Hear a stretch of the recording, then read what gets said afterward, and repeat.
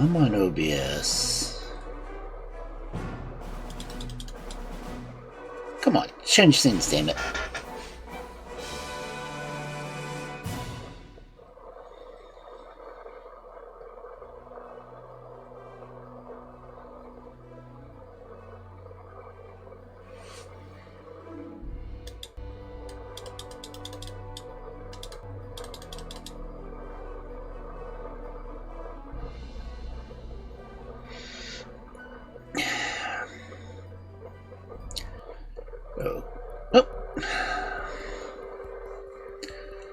OBS is being very slow. At least it's showing me I'm on bookstore.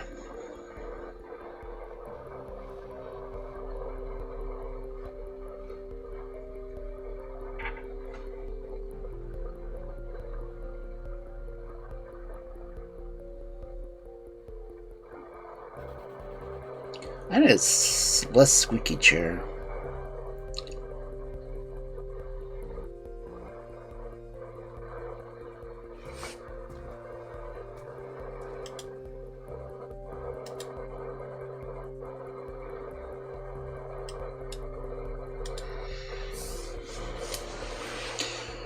Anyway, it is Thursday. Yeah, it's Thursday. So it is time for some mysteries. Again, I'm not sure what I'm going to do when I finish this book, because I don't have anything else after it planned. Which is fine, because I am only a third of the way through this book. And if you know about the whole thing about Twitch wanting to limit highlights to under 100 hours, I spent several hours today going through the 600 and something videos I had. Because I had about 360 hours worth of video on my channel that, honestly, it doesn't look like anyone had watched much of it. But I'd rather go ahead and get through as much as I could before Twitch would start deleting anything that wasn't watched.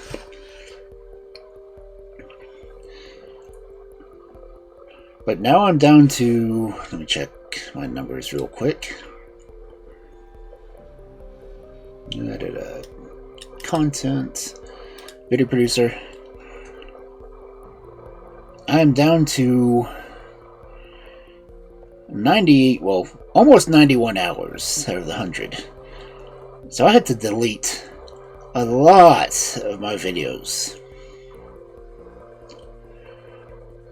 Because when I do the highlights is pretty much when I go through and use Twitch to edit the videos. But if I can't highlight, I can't edit.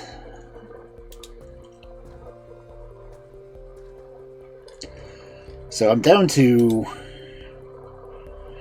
3 collections right now.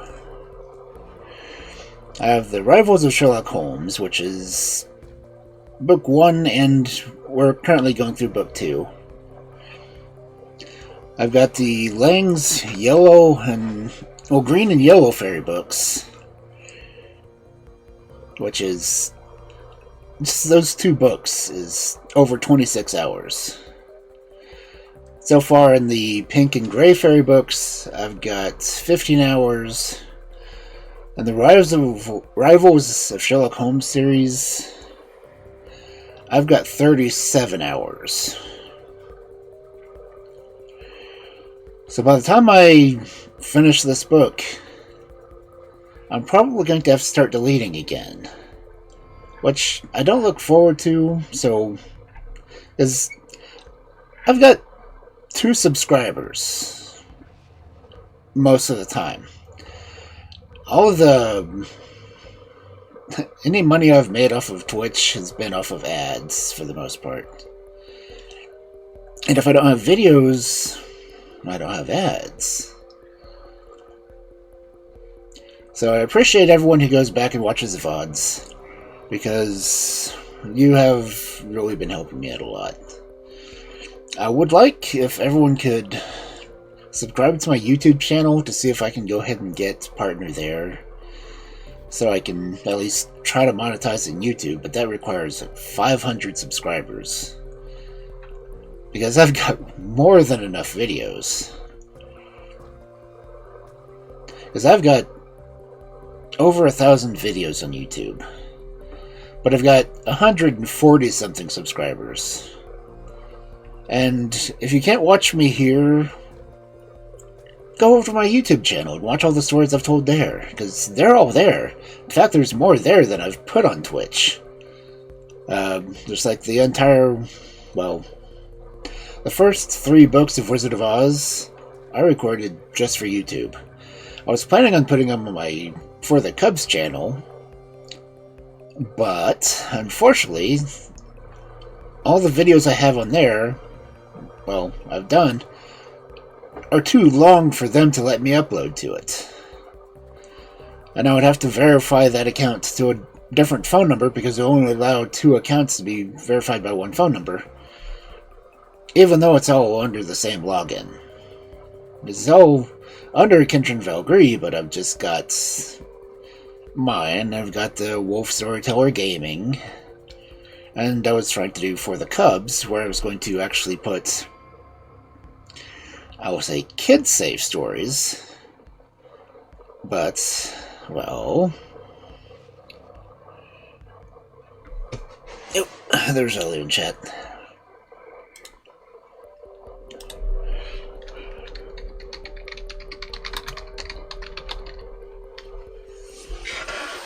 I mean, it's not like I'm ever going to get a PBS show or anything, but still.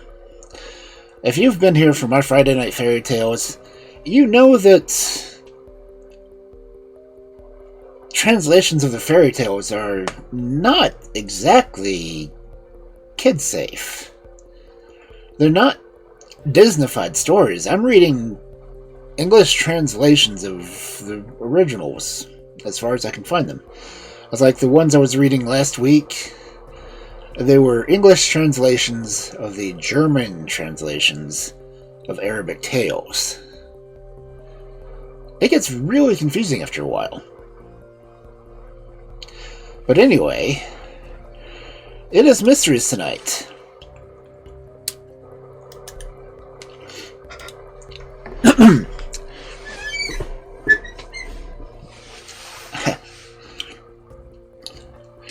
Fairy tales are brutally cruel.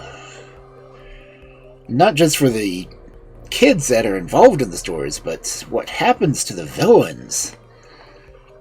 And thinking of villains, we should really go over to the mysteries.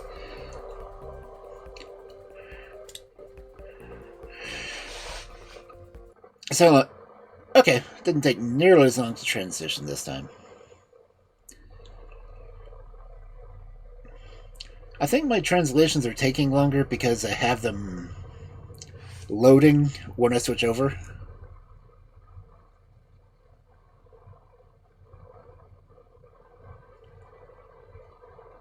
Am I hearing my heater? Let me check the fireplace real quick. Okay.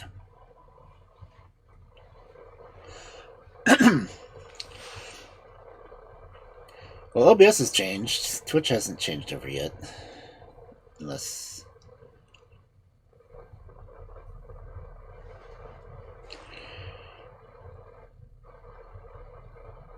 Okay, OBS is showing me the right thing. Oh! It took several minutes for Twitch to catch up with OBS. That's a scary notion. But anyway, when we were reading last week, we were actually reading some of Arthur Conan Doyle's stories that he had written that were not Sherlock Holmes, but they were, well, as he titled them, Strange Studies from Life. This is the last of the 3 that I have. So, Our first story for tonight: Strange Studies from Life by Arthur Conan Doyle. Story number 3: The Debatable Case of Mrs. Emsley. In the fierce popular indignation which excited by a sanguinary crime, there is a tendency in which judges and juries share to brush aside or to treat as irrelevant those doubts the benefits of which is supposed to be one of the privileges of the accused. Lord Tenterton had whittled down the theory of doubt by declaring that a jury is justified in giving its verdict upon such evidence as it would accept to be final in any of the issues of life. But when one looks back and remembers how often one has been very sure and yet has erred in the issues of life, how often what has seemed certain has failed us, and that which appeared impossible has come to pass, we feel that if criminal law has been conducted upon such principles, it is possibly itself the giant murderer of England. Far wiser is the contention that is the better that 99 guilty should escape than that one innocent man should suffer, and that, therefore, if it can be claimed that there is one chance in 100 in favor of the prisoner, he is entitled to his acquittal. It cannot be doubted that if the Scotch verdict of not proven, which neither condemns nor acquits, has been permissible in England, it would have been the outcome of many a case which, under our sterner law, has ended upon the scaffold. Such a verdict would, I fancy, have been hailed as a welcome compromise by the judge and jury who investigated the singular circumstances which attended the case of Mrs. Mary Emsley. The stranger in London who wanders away from the beaten path and strays into the quarters in which the workers dwell is astounded by their widespread monotony, by endless rows of uniform brick houses broken only by the corner public houses, and more infrequent chapels which are scattered amongst them. The expansion of the great city has been largely caused by the covering of district after district with these long lines of humble dwellings, and the years between the end of the Crimean War and 1860 saw great activity in this direction. Many small builders, by continually mortgaging what they had done, and using the capital thus acquired to start fresh works, which were themselves in turn mortgaged, contrived to erect street after street, and eventually, on account of the general rise of property, to make considerable fortunes. Amongst these astute speculators was one John Emsley, who, dying, left his numerous houses and various interests to his widow Mary.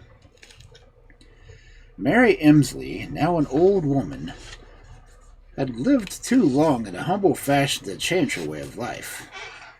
She was childless, and all of the activities of her nature were centered upon the economical management of her property and the collection of the weekly rents from the humble tenants who occupied them.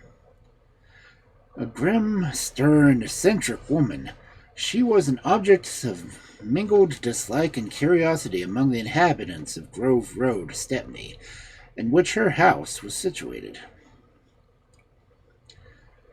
Her possessions extended over Stratford, Bow, and Brenthall Green, and in spite of her age, she made long journeys, collecting, evicting, and managing, always showing a great capacity for the driving of a hard bargain. One of her small economies was that when she needed help in managing these widespread properties, she preferred to employ irregular agents and engaging a salaried representative.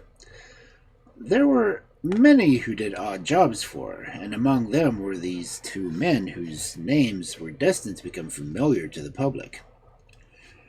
The one was John Ems, a cobbler. The other, George Mullins, a plasterer. Mary Emsley, in spite of her wealth, lived entirely alone, save that on Saturdays a chairwoman called to clean her house.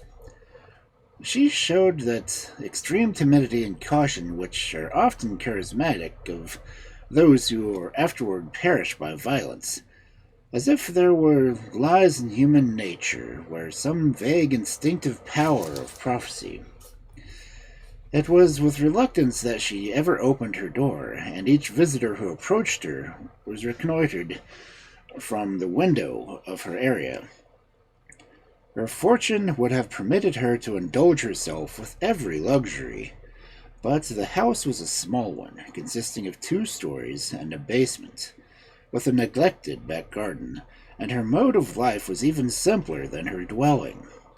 It was a singular and most unnatural old age. Mrs. Emsley was last seen alive upon the evening of Monday, August 13th, in 1860. Upon that date, at 7 o'clock, 2 neighbors perceived her sitting at her bedroom window.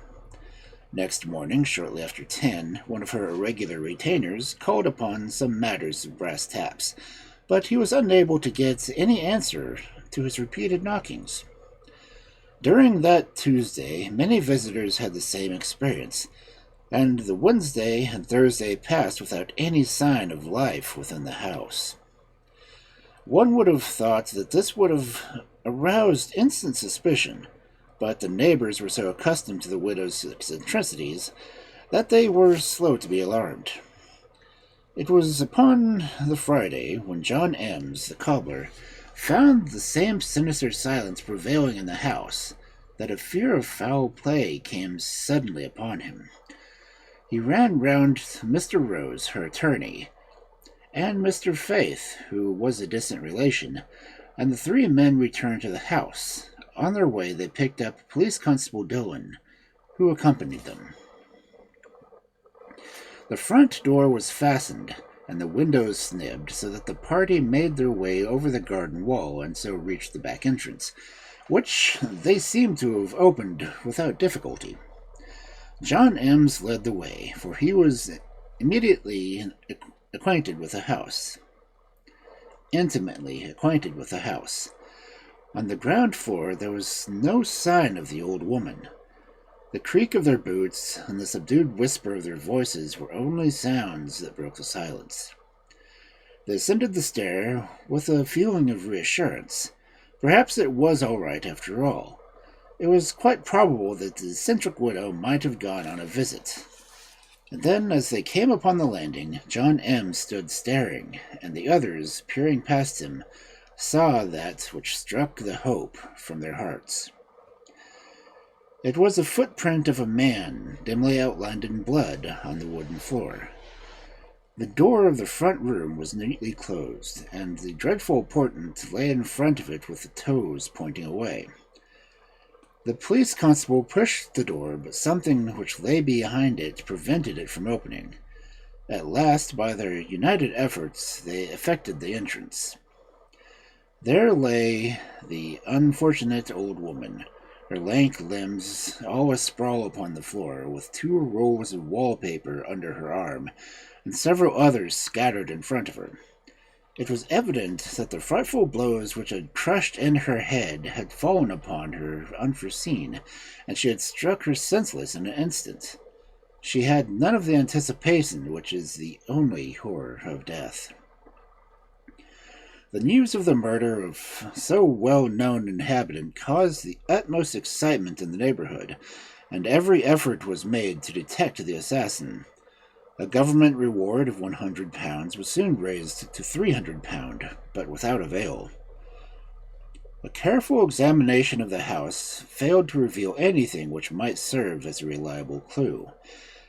It was difficult to determine the hour of the murder, for there was some reason to think that the dead woman occasionally neglected to make her bed, so that the fact that her bed was unmade did not prove that she had slept. She was fully dressed, as she would have been in the evening, and it was unlikely that she would have been doing business with wallpapers in the early morning. On the whole, then, the evidence seemed to point to the crime having been committed upon the Monday evening, some time after 7. There had been no forcing of doors or windows, and therefore the murderer had been admitted by Mrs. Emsley. It was not consistent with her habits that she should admit anyone whom she did not know at such an hour. And the presence of the wallpaper showed that it was someone with whom she had business to transact. So far, the police could hardly go wrong. The murderer appeared to have gained little by his crime, for the only money in the house, £48, was found concealed in the cellar, and nothing was missing save a few articles of no value. For weeks the public waited impatiently for an arrest, and for weeks the police remained silent, though not inactive. Then an arrest was at last effected, and in a curious, dramatic fashion. Amongst the murderous people who made small sums of money by helping the murdered woman, there was a respectable-looking man named George Mullins, rather over 50 years of age, with the straight back of a man who was at some point been drilled. As a matter of fact, he had served in the Irish Constabulary and had undergone many other curious experiences before he had settled down in plasterer in the East End of London. This man it was who called upon Sergeant Tanner of the police and laid before him the statement which promised to solve the whole mystery. According to this account, Mullins had, from the first, been suspicious of Ems, the cobbler, and had taken steps to verify the suspicions, impelled partly by his love of justice, and even more by his hope for the reward. The £300 bulked largely before his eyes. "If this only goes right, I'll take care of you," he said, and on his first interview with the police, and added, in allusion to his former connection with the force, that he was clever at these matters. So clever was he that his account of what he had seen and done gave the police an excellent clue upon which to act. It appears that the cobbler dwelt in a small cottage on the edge of an old brick field. On the brick field, and about 50 yards from the cottage, there stood a crumbling house which had been abandoned. Mullins, it seemed, had for some time back been keeping a watchful eye on Ems, and he had observed him carrying paper parcel from his cottage and concealing it somewhere in the shed. "Very likely," he said, "the estate Mullins is concealing some of the plunder which he has stolen." To the police also the theory seemed not impossible, and so, on the following morning, 3 of them, with Mullins hanging at their heels, appeared at M's cottage and searched both it and the shed. Their efforts, however, were in vain, and nothing was found. The result was by no means satisfactory to the observant Mullins, who rated them soundly for not having half searched the shed, and persuaded them to try again. They did so under his supervision, this time with the best results. Behind a slab of the outhouse, they came upon a paper parcel of a very curious nature. It was tied up with coarse tape, and when opened disclosed another parcel tied with wax string. Within are found 3 small spoons and 1 large one, and 2 lenses, and a check drawn in favor of Miss Emsley, and known to have been paid to her upon the day of her murder.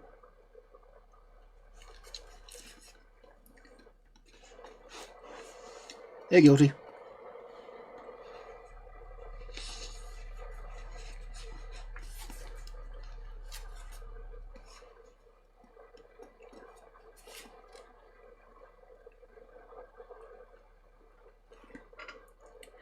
There was no doubt that the other articles had also belonged to the dead woman. The discovery was of the first importance then, and the whole party set off for the police station, Ems covered with confusion and dismay, while Mullins swelled with all his pride, the successful amateur detective. But his triumph did not last long. At the police station, the inspector charged him with being himself concerned with the death of Mrs. Emsley. "Is this the way I am to be treated after giving you information?" he cried. "If you are innocent, no harm will befall you," said the inspector, and he was duly committed for trial. The dramatic turning of the tables caused the deepest public excitement, and the utmost abhorrence was everywhere expressed against the man who was charged not only with a very cold-blooded murder, but with the deliberate attempt to saddle another man with the guilt in the hope of receiving the reward. It was very soon seen that Ems at least was innocent, and he could prove it with the most convincing alibi. But if Ems was innocent, who was guilty save the man who had placed the stolen articles in the outhouse? And who could have been he save Mullins, who had informed the police that they were there? The case was prejudged by the public before the prisoner had appeared at the dock, and the evidence which the police had prepared against him was not such as to cause them to change their opinion. A damning series of facts were arranged in proof of their theory of the case, and they were laid before the jury by the Sergeant Perry of the Central Criminal Court upon the 25th of October, about 10 weeks after the murder. At first sight, the case against Mullins appeared to be irresistible. An examination of his room immediately after his arrest enabled the police to discover some tape upon his mantelpiece, which corresponded very closely with the tape with which the parcel had been secured. There were 32 strands in each. There was also found a piece of cobbler's wax, which would be needed to wax the string of the inner parcel. Cobbler's wax was not a substance which Mullins needed in his business, so that theory of the prosecution was that he had simply procured it in order to throw suspicion upon the unfortunate cobbler. A plasterer's hammer might have been inflicted by the injuries, as was also discovered upon the premises, and so was a spoon which corresponded closely to the spoons which Mrs. Emsley had lost.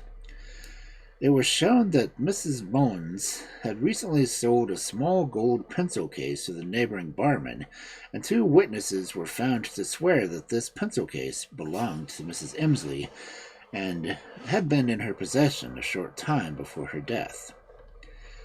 This was discovered a pair of boots, one of which appeared to fit the impression in the floor, and medical evidence attested that there was some human hair on the sole of it. The same medical evidence bore a blood mark upon the gold pencil which had been sold by Mrs. Mullins. It was provided by the chairwoman, who came upon Sundays, that when she had been in the house 2 days before the murder, Mullins had called, bringing with some rolls of wallpaper, and that he had been directly by Miss Emsley to carry it up to the room in which the tragedy afterwards occurred. Now, it was clear that Mrs. Emsley had been discussing wallpapers at the time that she was struck down, and what more natural than that it should have been the person who had originally brought them. Again, it had been shown that during the day Mrs. Emsley had handed Mullins a certain key. This key was found lying in the same room as the dead body, and the prosecution asked how it could have come there if Mullins did not bring it. So far, the police had undoubtedly a very strong case, and they endeavored to make it more convincing still by producing evidence to show that Mullins had been seen both going to the crime and coming away from it. 1. Raymond was ready to swear that 8 o'clock in the evening he had caught a glimpse of him in the street near Miss Emsley's. He was wearing a black billycock hat. A sailor was produced who testified that he had seen him at Stepney Green a little after 5 in the morning. According to the sailor's account, his attention was attracted by the nervous manner and excited appearance of the man whom he had met, and also by the fact that his pockets were very bulging. He was wearing a brown hat. When he heard of the murder, he had gone over his own accord given the information to the police, and would swear that Mullins was the man whom he had seen. This was the case as presented against the accused, and it was forfeited by many smaller points of suspicion. One of them was that when he was giving the police information about Ems, he had remarked that Ems was about the only man to whom Mrs. Emsley would open her door. "Wouldn't she open it for you, Mullins?" asked the policeman. "No," he said. "She would have called to me from the window of the area." This answer of his, which was shown to be untrue, told him very heavily against him in the trial. It was a grave task which Mr. Best had to perform when he rose to answer this complicated and wildly reaching indictment. He first of all endeavors to establish an alibi by calling Mullins' children, who were ready to testify that he came home particularly early upon that particular Monday. Their evidence, however, was not very clear and conclusive, and was shaken by the laundress, who showed that they were confusing one day with another. As regards to the boot, the counsel pointed out that human hair was used by plasterers in their work, and he commented upon the failure of the prosecution to prove that there was blood upon the very boot, which was supposed to have been produced by the blood print. He also showed, as regards the blood stain upon the pencil case, that the barman had, upon buying the pencil, he carefully cleaned and polished it, so that if there was any blood upon it, it certainly was not that of Mrs. Emsley. He was also commented upon the discrepancy of the evidence between Raymond, who saw the accused at 8 in the evening in a black hat, and the sailor who met him at 5 in the morning with a brown one. If the theory of the prosecution was that the accused had spent the night in the house of the murdered woman, how came his hat to be changed? One or other or both of the witnesses must be worthless. Besides, the sailor had met this mysterious stranger at Stepney Green, which was quite out of the line between the scene of the crime and Mullins' lodgings. As for the bulging pockets, only a few articles had been taken from the house, and they certainly would not have caused the robber's pockets to bulge. There was no evidence either from Raymond or from the sailors that the prisoner was carrying the plasterer's hammer with which the deed was supposed to have been done. And now he produced two new and very important witnesses, whose evidence furnished another of those sudden surprises with which the case had been abounded. Mrs. Barnes, who lived in Grove Road opposite to the scene of the murder, was prepared to swear that at 20 minutes to 10 on Tuesday morning, 12 hours after the commission of the crime, according to the police theory, saw someone moving paper hangings in the top room, and that she also saw the right-hand window open a little way. Now, in either of these points she might be the victim of delusion, but it was difficult to think that she was mistaken in them both. If there was really someone in the room at that hour, whether it was Mrs. Emsley or her assassin, in either case it proved that the theory of the prosecution to be entirely mistaken. The second piece of evidence was from Stephenson, a builder, who testified that upon the Tuesday morning he had seen one Rowland, also a builder, come out of his house with wallpapers in his hand. This was a little after 10 o'clock. He could not swear to the house, but he thought that it was Mrs. Emsley's. Rowland was hurrying past him when he stopped him and asked him, they are acquaintances, whether he was in the paper line. "Yes, didn't you know?" said Rowland. "No," said Stevenson, "else I should have given you a job or two." "Oh, yes, I was bred up to it," said Rowland, and went on his way.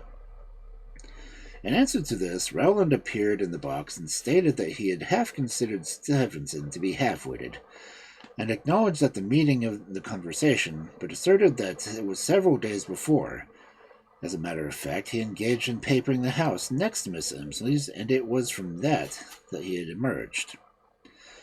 So stood the issues when the Chief Baron entered upon the difficult task of summing up. Some of the evidence upon which the police had principally relied on was brushed aside by him very lightly. As to the tape, most tape consisted of 32 strands, and it appeared to him that the two pieces were not exactly of one sort. Cobbler's wax was not an uncommon substance, and the plasterer could not be blamed for possessing a plasterer's hammer. The boot, too, was not so exact like the blood print, but any conclusions could be drawn from it. The weak point of the defense was that it was most certainly that Mullins did the things in the shed. If he did not commit the crime, why did he not volunteer a statement as to how things came into his possession? His remark that Mrs. Emsley would not open the door to him when it was certain that she would do so was very much against him.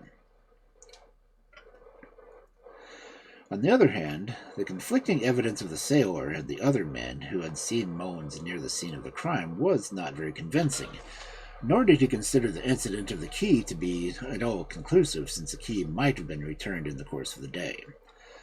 On the whole, everything might not be ground except the hiding of the parcel in the shed, and that is so exceedingly damning that, even without anything else, it amounted for a formidable case. The jury deliberated for 3 hours, and then brought in the verdict of guilty, in which the judge concurred. Some of his words, however, in passing sentence, were such to show that his mind was by no means convinced upon the point. "If you can even now make it manifest that you are innocent of charge," said he, "I do not doubt that every attention will be paid to the cognate proof laid before those whom it rests to carry out the findings of the law." To allude to the possibility of the man's innocence, and at the same time to condemn him to be hanged, strikes at the lay mind as being rather barbarous and illogically proceeding. It is true that the cumulative force of the evidence against Mullins was very strong, and that investigation proved to be the man's index to have most of the worst. But still, circumstantial evidence, even when it all points one way, there's nothing to be urged upon the either side, cannot be received with too great caution, for it is nearly always possible to twist it to some other meaning. In this case, even allowing that the evidence for an alibi furnished by Mullins' children was worthless, and allowing also that Mrs. Stevenson's evidence may be set aside, there remains a positive and absolutely disinterested testimony of Mrs. Barnes, which would seem to show that even if Mullins did the crime, he did it in an entirely different way than what the police imagined.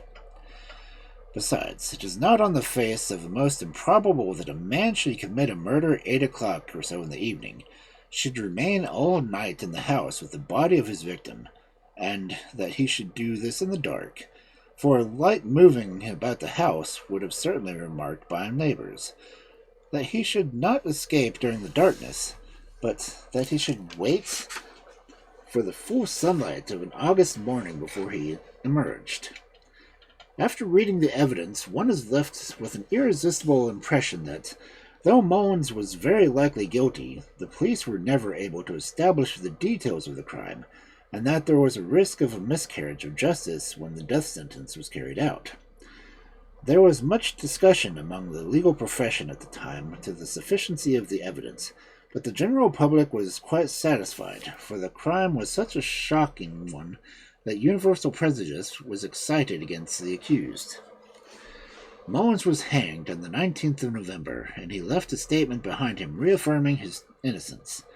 He never attempted to explain the circumstances which cost him his life, but he declared in his last hours that he believed Ems to be innocent of the murder, which some have taken to a confession that he himself placed the incriminating articles in the shed.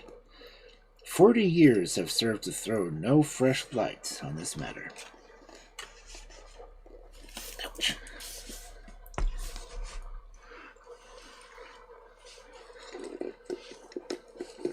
I don't even know who my buddy is.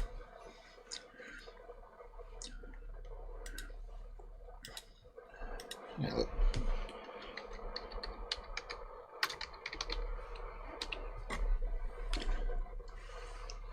Is my buddy? Oh, Thievel. Okay, that makes sense. Hi, Jiva.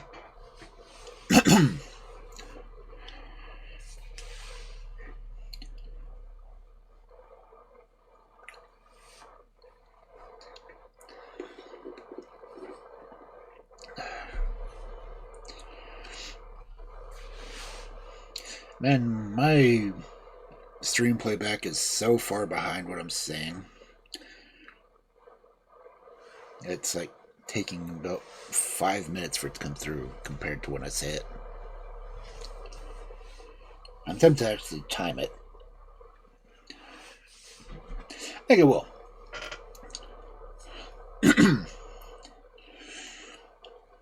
Okay, I'm going to... No, not that.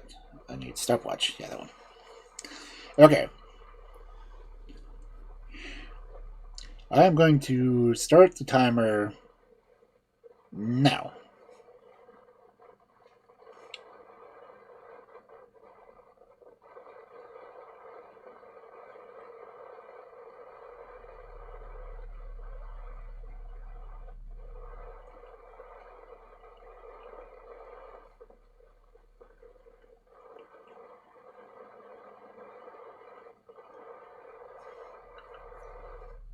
Okay, already it's 30 seconds.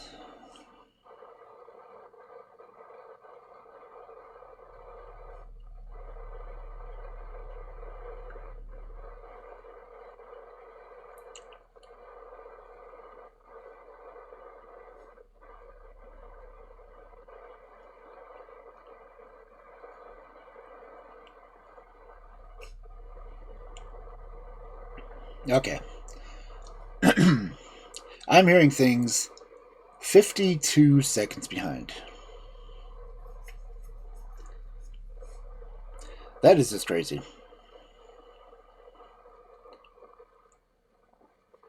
I'll stop looking away.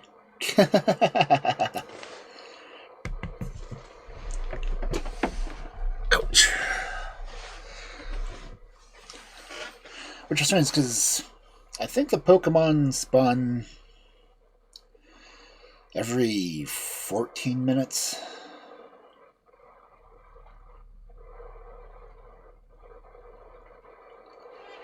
At least I think that's what the timer was. Oni always had a 14-minute timer up, so...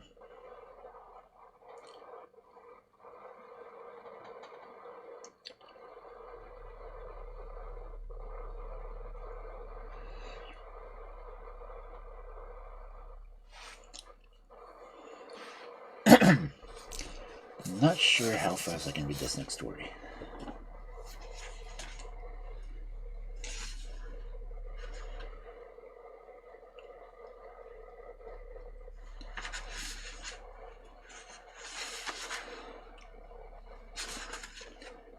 Oh, luckily this next couple have larger print. So it should be... Ooh, and they have French. That'll be fun.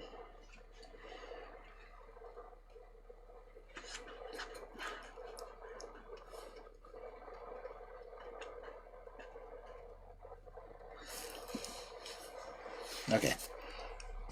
I'm going to take a quick break, and when I come back, we will get into this next set of stories. It's a different author, but it's a set of stories instead of just one story, one author. So I will be back in a bit. Of course, there's no one on the cat bed, so enjoy staring at a blanket.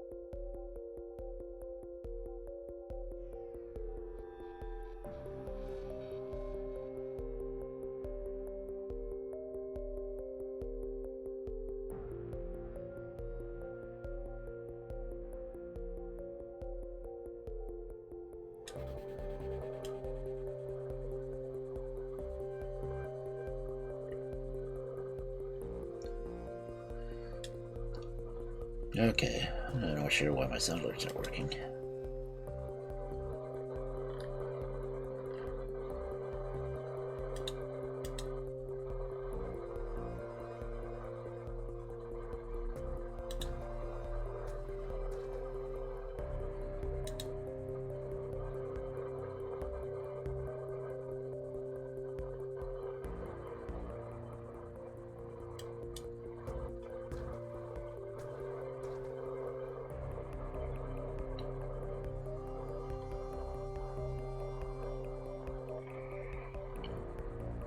Okay.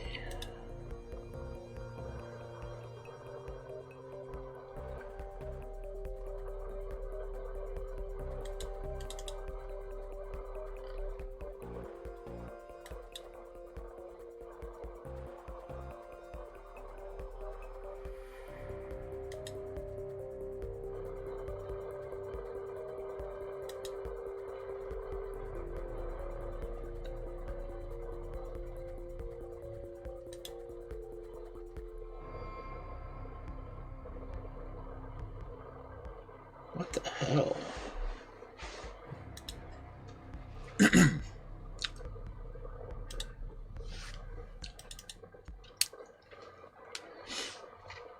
Why am I not even hearing it?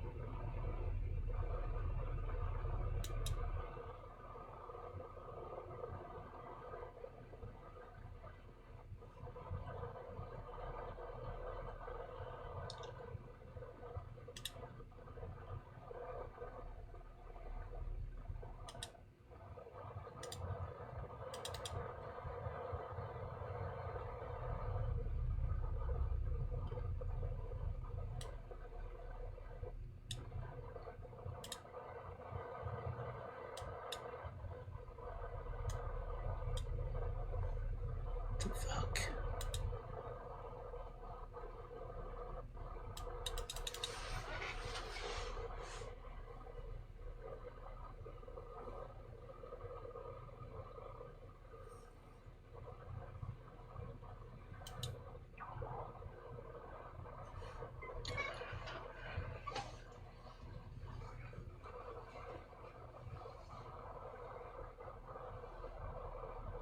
Okay.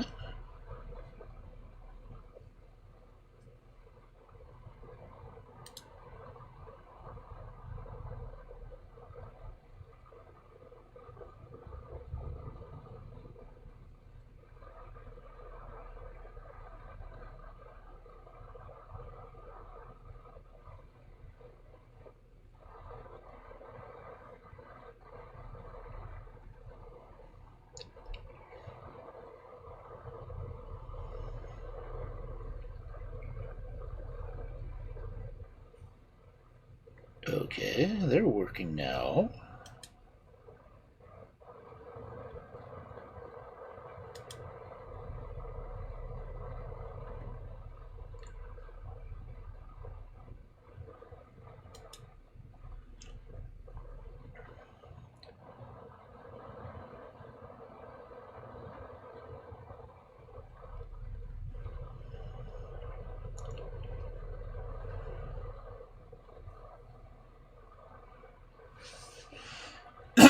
Okay, I guess it was working now.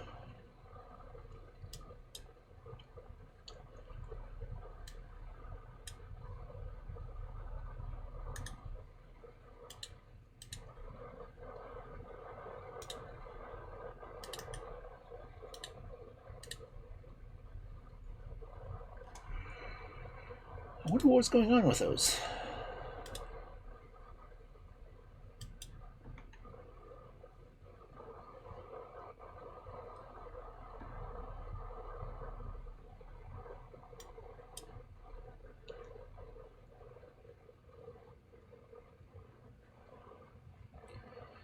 Okay, that's just weird.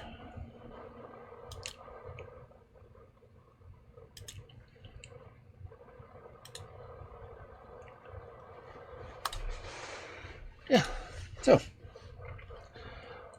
wonder what this blurb affiliates thing is that they're telling me that I'm over halfway to.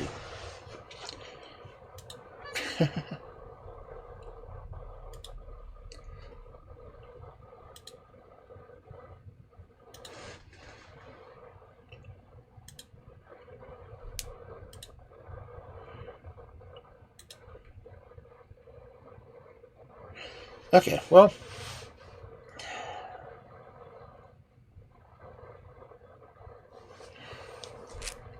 Let's get one or two more stories done.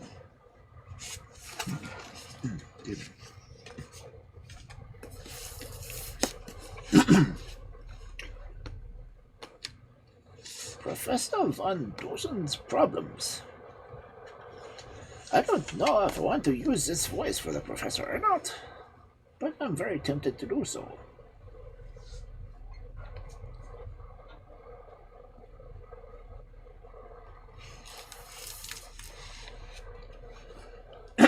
Anyway, there's, see, how many stories are there from this guy?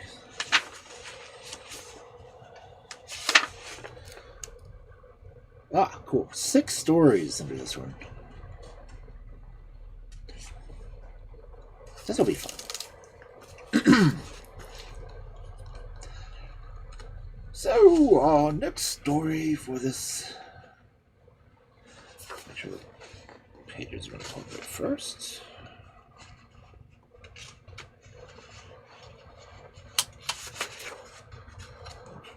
Okay. This is from Cassel's magazine. Professor Van Dusen's Problems by Jacques Futrelle. The Problem of Dressing Room A. Professor Van Dusen, the man.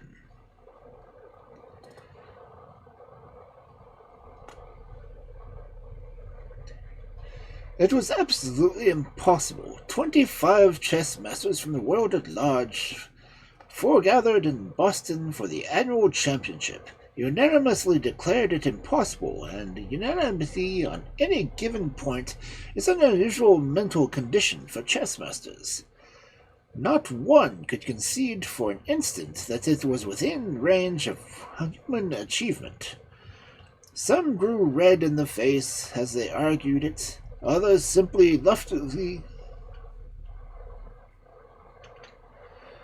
Okay, let me just try this again. I'm already having issues.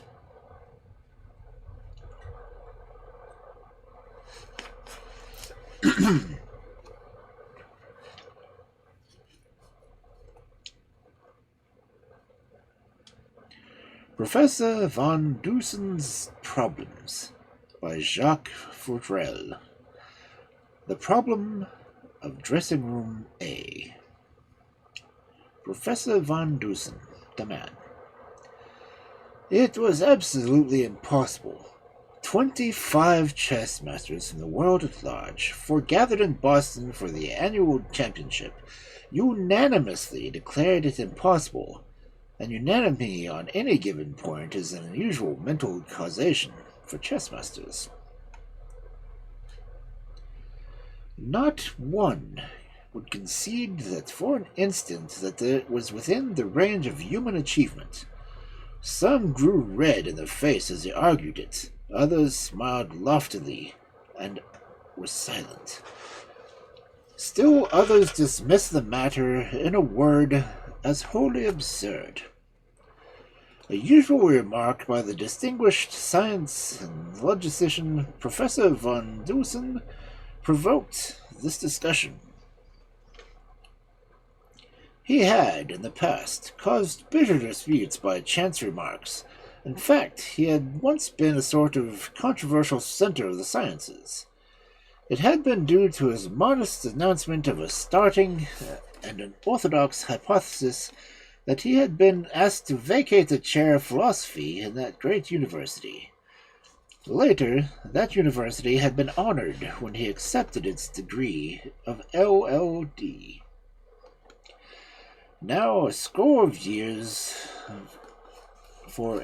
of years now, educational and scientific institutions of the world had amused themselves by crowding degrees on him. He had initials that stood for things he could not pronounce. Degrees from England, Russia, Germany, Italy, Sweden, and Spain. These were expressed recognition of the fact that he was the foremost brain in science. The imprint of his crabbed personality lay heavily on half a dozen of its branches. Finally, there came a time when argument was respectfully silent in the face of one of his conclusions. The remark which had arrayed the chess masters of the world in so formidable and unanimous assent was made by Professor von Dusen in the presence of 3 other gentlemen of standing. One of these, Dr. Charles Elbert, happened to be a chess enthusiast. "Chess is a shameless perversion of the functions of the brain," was Professor von Dusen's declaration, in his perpetually irritated voice. "It is a sheer waste of effort, great in process of its possibility the most difficult of all fixed abstract problems. Of course, logic will solve it. Logic will solve any problem, and most of them, but any of them. Thorough understanding of its rules would be enable to anyone to defeat your greatest chess players. It would be inevitable, just as inevitable as that 2 and 2 makes 4, and sometimes, but always. I don't know chess, because I never do useless things, but I could take a few hours of competent instruction and defeat a man who has devoted his life to it. His mind is cramped, bound down to the logic of chess. Mine is not. Mine employs logic in its widest scope." Dr. Ebert shook his head vigorously. "It is not impossible," he asserted. "Nothing is impossible," snapped the scientist. "The human mind can do anything. It is all we have to lift us above the brute creation. For heaven's sake, leave us that."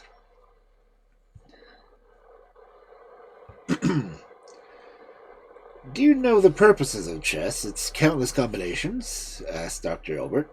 "No," was the crabby reply. "I know nothing whatsoever of the game beyond the general purpose which, I understand, is to move certain pieces in certain directions to stop an opponent from moving his king. Is that correct?" "Yes," said Dr. Elbert slowly, "but I never heard it stated just that way before." "Then, if that is correct, I maintain that the true logician can defeat the chess expert by the pure mechanical rule of logic. I'll take a few hours some time, acquaint myself with the moves of the pieces, and defeat you and convince you."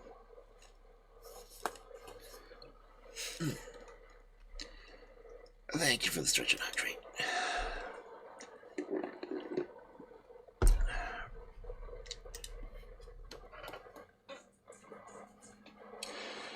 Professor von Dusen glared savagely into the eyes of Dr. Elbert. "Not me," said Dr. Elbert. "You say anyone, you for instance, might defeat the greatest chess player. Would you be willing to meet the greatest chess player after you acquaint yourself with the game?" "Certainly," said the scientist. "I have frequently found it necessary to make a fool of myself to convince people. I'll do it again."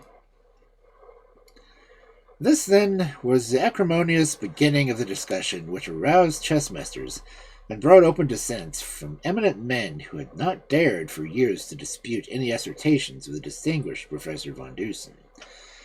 It was arranged that at the conclusion of the championships, Professor von Dusen should meet the winner. This happened to be Tchaikovsky, the Russian, who had been a chess champion for half a dozen years. After this expected result of the tournament, Hilbury, a noted American master, spent a morning with Professor von Dusen in the latter's modest apartments on Beacon Hill. He left there with a sadly puzzled face. That afternoon, Professor von Dusen met the Russian champion. The newspapers had said a great deal about the affair, and hundreds were present to witness the game. There was a little murmur of astonishment when Professor von Dusen appeared. He was slight, to the point of childishness, with his thin shoulders seeming to droop beneath the weight of his enormous head.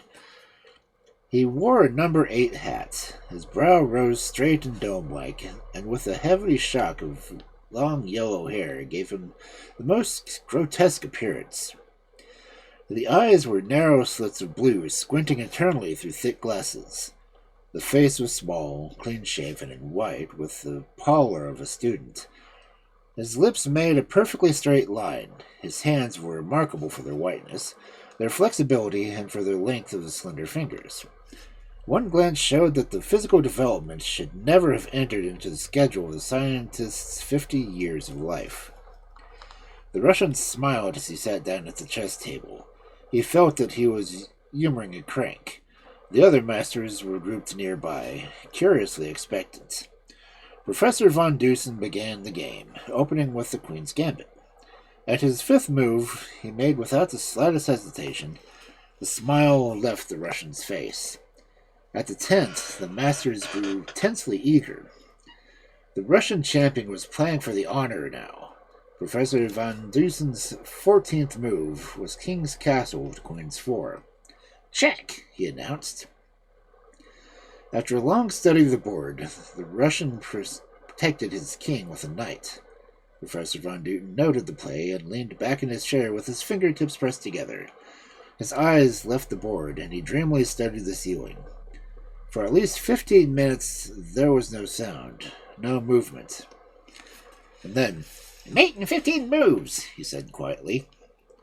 There was a quick gasp of astonishment. It took the practiced eyes of the masters several minutes to verify the announcement. But the Russian champion saw, and leaned back in his white chair as he dazed. He was not astonished. He was helplessly floundering in amazement of incomprehensible things. Suddenly he rose and grasped the slender man by his hand. "You have never played chess before?" he asked. "Never." "Mon Dieu, you are not a man, you are a brain, a machine, a thinking machine." "It's a child's game," said the scientist abruptly. There was a note of exultation in his voice. It was still the irritable, impersonable tone which was habitual. Then, this was Professor von Dusen. This is how he became known to be the world at large as a thinking machine. The Russian's phrase had been applied to the scientists by the title of the newspaper reporter, Hudson Hatch. It had stuck.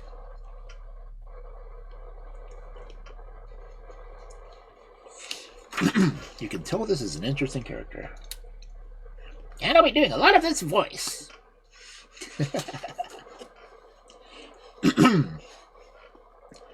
The first problem.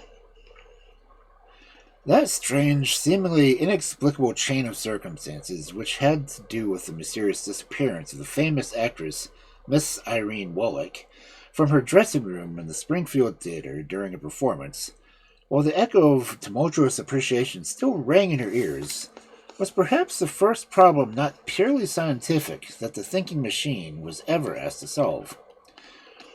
The scientist's aid was enlisted in this baffling case by Hutchinson Hatch, the reporter. "But I am a scientist, a logician," said the thinking man in protest. "I know nothing whatsoever of crime." "No one knows that crime has been committed," the reporter hastened to say. "There is something far beyond the ordinary in this affair. There's something far beyond the ordinary in this affair. A woman has disappeared, evaporated into thin air and in hearing, almost in sight, of her friends. The police can make nothing of it. It is a problem for a greater mind than theirs." Professor von Dusen waved the newspaper man to his seat, and himself sank back into the great cushioned chair in which his diminutive figure seemed even more childlike than it really was. Tell me the story, he said petulantly. All of it. Miss Wallach was 30 years old and beautiful, the reporter began. An actress, she was won recognition not only for this country, but in England. You may have read something of her in the daily papers, and if... I never read the papers, the other interrupted curtly. Go on. She is unmarried, and so far as anyone knows, has no immediate intention of changing her condition, Hatch resumed, staring curiously at the thin face of the scientist. I presume she has admirers, most beautiful women of the stage have, but she is one whose life has been perfectly good, whose record is an open book. I tell you this because it might be a bearing on your conclusion, and the possible reason of her disappearance. Now for the actual circumstances of the disappearance. Miss Wallach has been playing the Shakespearean repertoire. Last week she was in Springfield. On Saturday night, which included her engagement there, she appeared as Rosalind in As You Like It. The house was crowded. She played the first two acts amid great enthusiasm, and despite the fact that she was suffering intensely from a headache, to which she was subject at times. After the second act, she returned to her dressing room, and just before curtain went up for the third, the stage manager called her. She replied that she would be out immediately. There seems no possible shadow of a doubt, but that was her voice. Rosalind does not appear in the third act until the curtain has been up for 6 minutes. When Miss Wallach's cue came, she did not answer it. The stage manager rushed to her door again and called her. There was no answer. Then, fearing she might have fainted, he went in. She was not there. A hurried search was made without the result, and the stage manager finally was compelled to announce to the audience that the sudden illness of the star would make it impossible to finish the performance. The curtain was lowered and the search resumed. Every nook and corner back of the footlights was gone over. The stage doorkeeper, William Megan, had seen no one go out. He and the policeman had been standing at the stage door taken for about 20 minutes. It is, therefore, conclusive that Miss Wallach did not leave by the stage door. The only other possible way it could have been to leave the stage was over the footlights. Of course, she didn't go that way. Yet no trace of her was to be found. Where is she? The windows, said the thinking man. The stage is below street level, Hatch explained. The window to her dressing room, room A, is small and barred with iron. It opens into an air shaft that goes straight up for 10 feet. And that is covered with an iron grating fixed in the granite. The other windows on the stage were not only inaccessible, but were also barred with iron. She could not have approached either of these windows without being seen by other members of the company or the stagehands. Under the stage, suggested the scientist. Nothing, the reporter went on. It was a large cement basement which was vacant. It was searched because there was, of course, a chance that Miss Wallach might have become temporarily unbalanced and wandered down there. There was even a search made of the flies, that is, the galleries over the stage where the men who work the drop curtains are stationed. How was Miss Wallach dressed at the time of her disappearance? In doublet and hose, that is tights, the newspaper man responded. She wears that costume from the second act until practically the end of the play. Was all her street clothing in the room? Yes, everything, spread across the unopened trunk of costumes. It was all as if she had left the room to answer her cue, all in order, even to an open box of chocolate cream on her table. No sign of struggle, nor any noise heard? No. Not a trace of blood? Nothing. Her maid, did she have one? Oh, yes, I neglected to tell you about her maid, Gertrude Manning, had gone home immediately after the first act. She grew suddenly ill and was excused. The thinking machine turned his squint eyes on the reporter for the first time. Ill? He replied. What was the matter? That I can't say, replied the reporter. Where's she now? I don't know. Everyone forgot about her in the excitement about Miss Warwick. What kind of chocolate cream was it? I'm afraid I don't know that either. Where was it bought? The reporter shrugged his shoulders. That was something else he didn't know. The thinking man shot out the questions aggressively, staring meanwhile steadily at Hatch, who squirmed uncomfortably. Where's the chocolate now? Demanded the scientist, and again Hatch shrugged his shoulders. How much did Miss Alec weigh?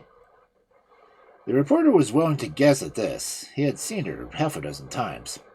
Between 130 and 140, he ventured. Does there happen to be a hypnotist connected with the company? I don't know, replied Hatch. The thinking man waved his slender hands impatiently. He was annoyed. That is perfectly absurd, Mr. Hatch, he expostulated. To come with me with only a few facts and ask advice. If you have all the facts, I might be able to do something, but this... The newspaper man was nettled. His own profession, he was accredited with man's discernment and acumen. He resented the tone and manner, even the seemingly trivial questions which the other asked. I don't see, he began, with the chocolate, even if it had been poisoned, so I imagine you think it possible or a hypnotist could have done anything with Miss Halleck's disappearance. Certainly neither poison or hypnotism could have made her invisible. Of course you don't see, blazed the thinking man. If you had done, you wouldn't have come to me. When did this thing happen? Saturday night, as I said, the reporter informed him a little more humbly. It closed the engagement in Springfield. Miss Warwick was to have appeared before Boston tonight. When did she disappear? By the clock, I mean. Oh, said the reporter. The stage manager's time slip shows that the curtain for the third act went up 9:41. He spoke to her, say 1 minute before, so at 9:40. The action of the play before she appears in the third act takes 6 minutes before. Therefore, in precisely 7 minutes, a woman weighing more than 130 pounds, certainly not dressed for the street, disappeared completely from her dressing room. It is now 5:18 Monday afternoon. I think we may solve this crime within a few hours. Crime? Hatch repeated eagerly. Do you imagine there is a crime, then? Professor von Dusen did not heed the question. Instead, he rose and paced back and forth across the reception room half a dozen times, his hands behind his back and his eyes cast down. At last he stopped and faced the reporter, who had also risen. Miss Warwick's company, I presume, with the barrage, is now in Boston, he said. See every male member of the company, talk to them, and particularly study their eyes. Don't overlook anyone, however humble. Also, find out what became of the box of chocolates, and if possible, how many pieces are out of it. Then report back to me. Miss Warwick's safety may depend upon your speed and accuracy. Hatch was frankly startled. How? He began. Don't stop to talk. Hurry, commanded the thinking machine. I will have a cab waiting for you when you come back. We must get to Springfield. The newspaper man rushed away to obey orders. He did not understand them all. Studying men's eyes was not in his line, but he obeyed nevertheless. An hour and a half later he returned, to be thrust unceremoniously into a waiting cab by the thinking machine. The cab rattled away toward South Station, where the two men caught a train, just about to move out for Springfield. Once settled in their seats, the scientist turned to Hatch, who was nearly suffocating from suppressed information. Well? He asked. I found several things out, the reporter burst out. First, Miss Warwick's leading man, Langston Masson, who had been in love with her for 3 years, brought the chocolate to the stores in Springfield early Saturday evening, before he went to the theater. He told me himself, rather reluctantly, but I made him say it. Ah! Exclaimed the thinking machine, in a most equivocal ejaculation. How many pieces are out of the box? Only 3, explained Hatch. Miss Warwick's things were packed into an open trunk in her dressing room, the chocolate with them. I induced the manager... Yes, impatiently the thinking man replied. What sort of eyes was Mason? What color? Blue, frank in expression, nothing unusual about them, said the reporter. And the others? I didn't know what you meant by studying their eyes, so I got a set of photographs. I thought perhaps they might help. Excellent, commented the thinking machine. He shuffled through the pictures through his fingers, stopping now and then to study one and to read the name printed below. Is that the leading man? He asked at last, handing one to Hatch. Yes. Professor Van Dusen did not speak again. The train pulled up at Springfield at 9:20. Hatch followed the scientist out from the station and without a word into a cab. Schiller's shop, commanded the thinking machine. Hurry!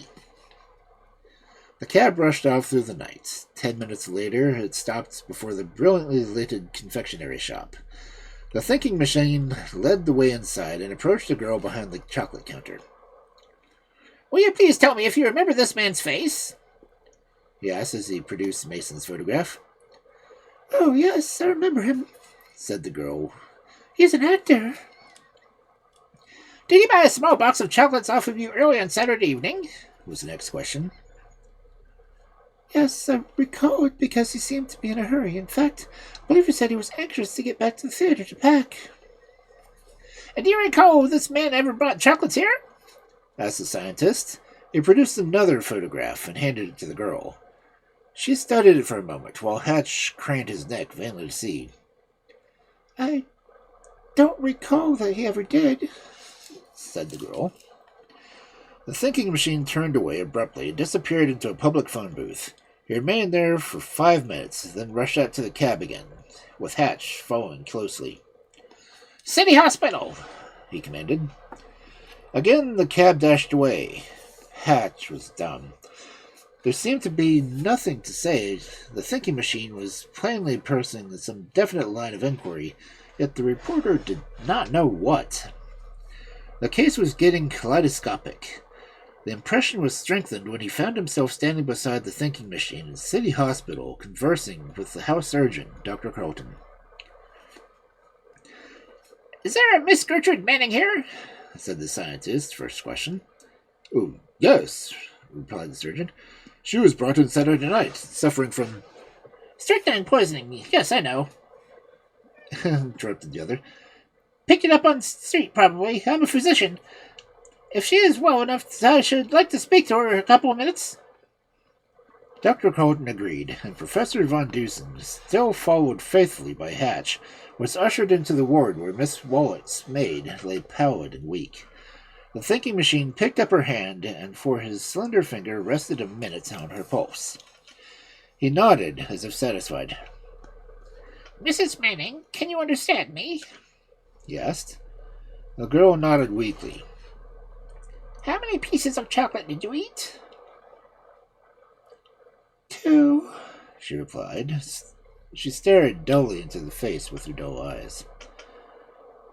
Did Mrs. Wallach eat any of it up to the time that you left the theater? No.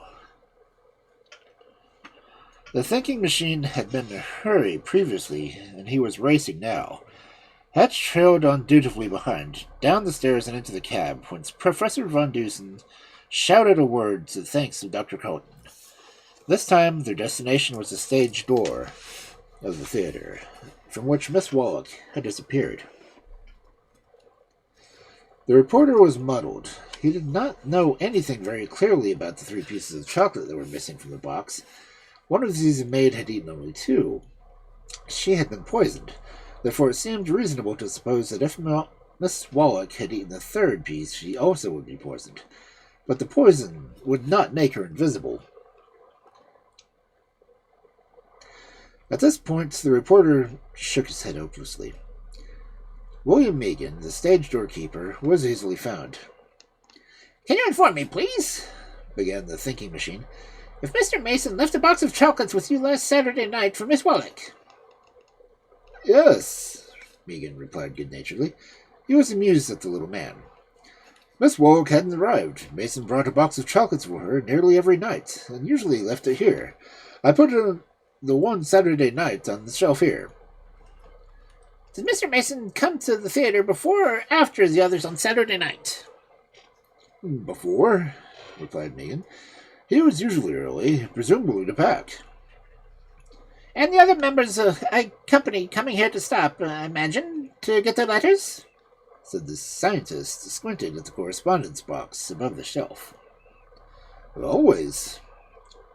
The thinking machine drew a long breath. Up to this time there had been little perplexed wrinkles in his brow. They now all disappeared. Now please, he went on, was any package or box of any kind taken from the stage on Saturday night between 9 and 11 o'clock? No, said Megan positively. Nothing at all until the company's baggage was removed at midnight. Miss Wallach had 2 trunks in her dressing room? Yes, 2 whacking big ones, too. How do you know? Because I helped put 'em in, and helped take 'em out, replied Megan sharply. What's it to you? Suddenly the thinking machine turned and ran out to the cab, with Hatch, his shadow, close behind. Drive as fast as you can to the nearest long-distance telephone, the scientist instructed the cabbie. A woman's life is at stake. Half an hour later, Professor Von Dusen, Hutchison, and Hatch were on a train rushing back to Boston. The thinking machine had been on the telephone booth for 15 minutes. When he came out to Hatch, asked several questions, to which the scientist vouchsafed no answer. They were perhaps 30 minutes out of Springfield before the scientist showed any disposition to talk. Then he began, without preliminary, much of if he were resuming a former conversation. Of course Miss Wallach didn't leave the stage of the theater. She was there, he said. We'll admit that she did not become invisible. The problem, therefore, was to find her on stage. The fact that no violence was used against her was positively proven by 6 instances. No one heard her scream. There was no struggle, no trace of blood. Ergo, we assume that at the beginning of this, she must have consented to the first few steps which led to her disappearance. Remember, her attire was wholly unsuited for the street. Now, let's hypothesize which will fit all the circumstances. Miss Wallach has a severe headache. Hypnotic influence will cure headaches. Was there a hypnotist to whom Miss Wallach would have submitted herself?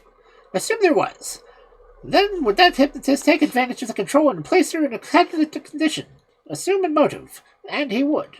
Then, how would he dispose of her? From this point, questions radiate all directions. We will confine ourselves to the probable, granting that the moment that the hypothesis, the only one which fits all the circumstances, is correct. Obviously, the hypnotist would not have attempted to get her out of the dressing room. What remains? One of the 2 trunks in her room. Hatch gasped. You mean to think that it's possible that she was hypnotized and placed in the second trunk, the one that was strapped and locked? He replied.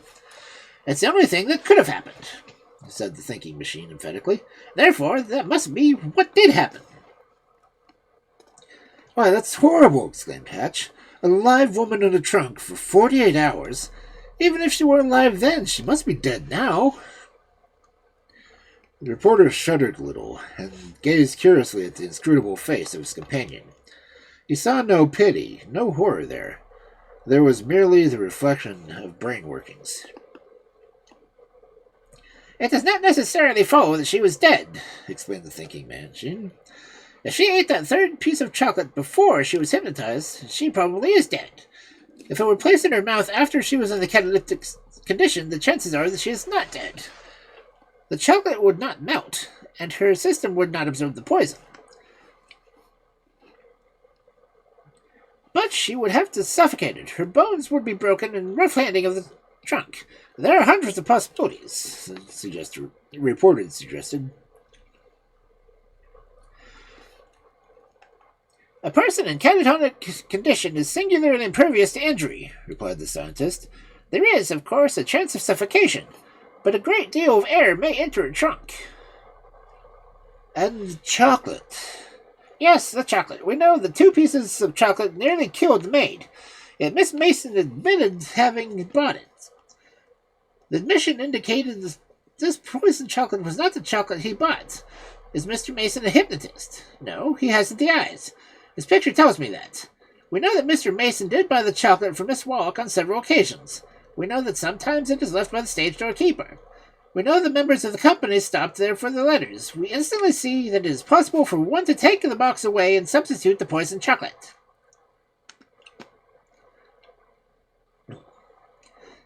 Madness and the cunning of madness lie at the back of this. It was a deliberate attempt to murder Miss Wallach, due perhaps to unrequited or hopeless infatuation. It began with poisoned chocolate, not failing, went to points following the moment when the stage manager last spoke to the witness. The hypnotist was probably in her room then. Is Miss Wallach still in the trunk? Hatch asked at last. No, replied the thinking machine. She is out now, dead or alive, and I'm inclined to believe alive. And the man? I'll turn him over to police in half an hour after we reach Boston. From South Station, the scientist and Hatch were driven immediately to the police headquarters. Detective Mallory, whom Hatch knew well, received them. We got your phone from Springfield, he began. Was she dead? Interrupted the scientist. No, Mallory replied. She was unconscious when we took her out of the trunk, and no bones were broken. She was badly bruised. The doctor says she's hypnotized. Was a piece of chocolate taken from her mouth? Yes, chocolate cream. It had melted. I'll come back here in a few minutes to wake her, said the thinking machine. Come with us now and get the man. Wonderingly, the detective entered a cab, and the three were driven to a big hotel a dozen streets away.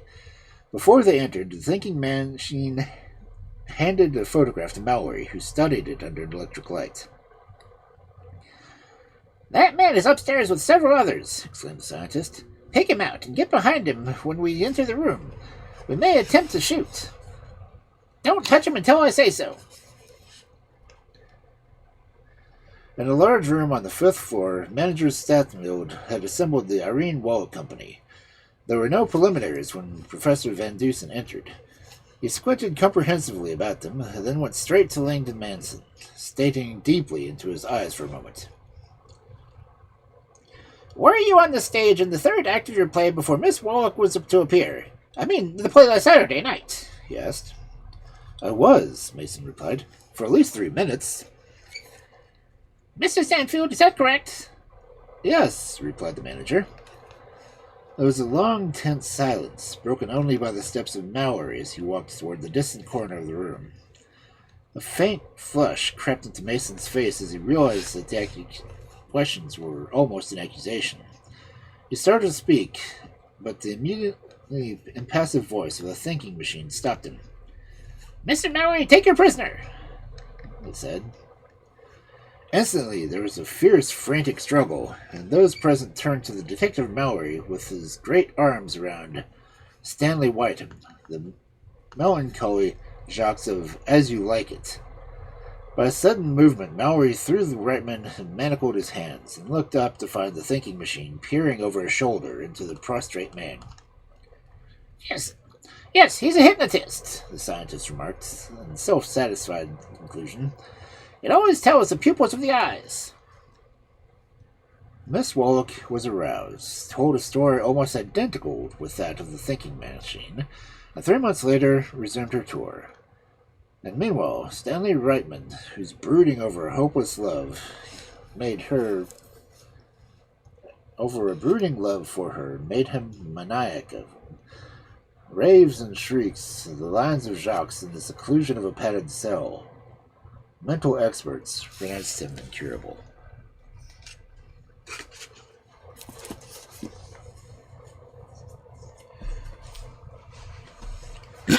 Okay, that was confusing.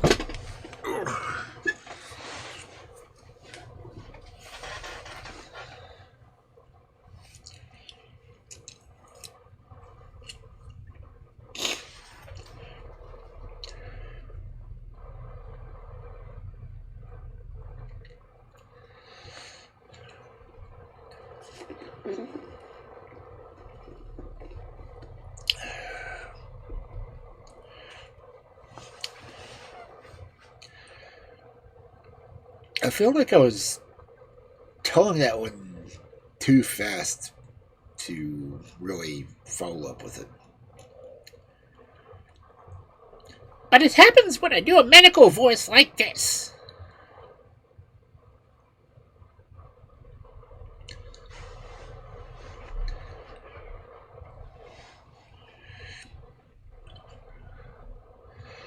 So if you have headaches, hypnotism helps. I'll have to remember that. But yeah, this guy seems like it'll be an interesting set of stories. Considering that was the first one, after his introduction story, basically. The Thinking Machine.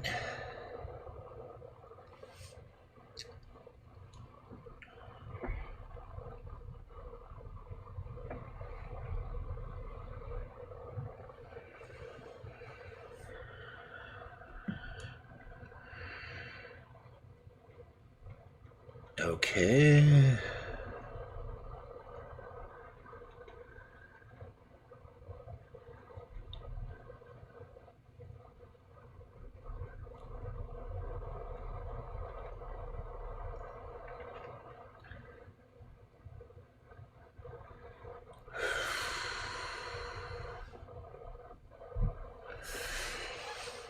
So, I don't know if I'd be able to get through another one of the stories tonight.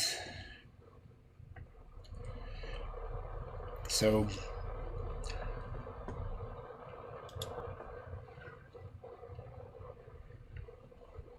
ouch.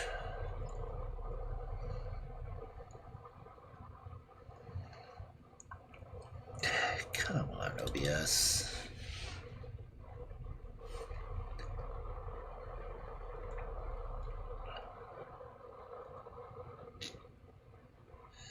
Change. What the hell?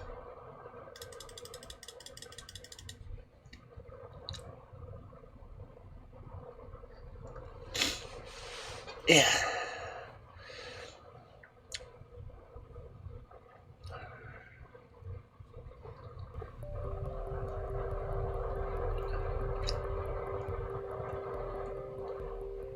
I'm gonna have to check my computer to see what's going on.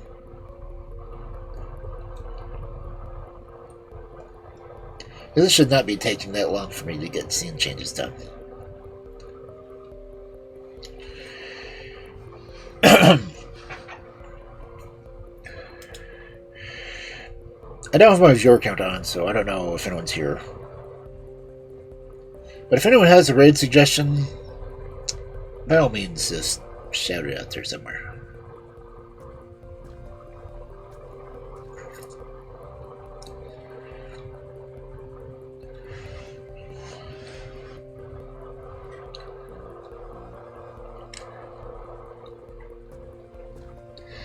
Anyway, I hope everyone can drop by tomorrow night for Friday Night Fairy Tales.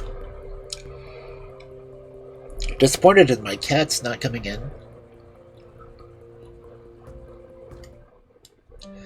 But, ouch.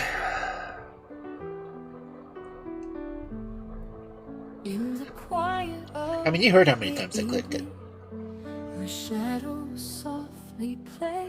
My microphone sounds better though, so there's that. Sheds his skin, gently drifting away, with a twinkle in his eye and a heart full of dreams. He waits for the Friday night glow, where the magic redeems. Oh, the wolf in the moonlight, he's found his true call, reading tales of wonder for one and for all. In a world of stars dancing, his spirit takes flight. So, hope you all have a good night. Don't guess I'm gonna raid out.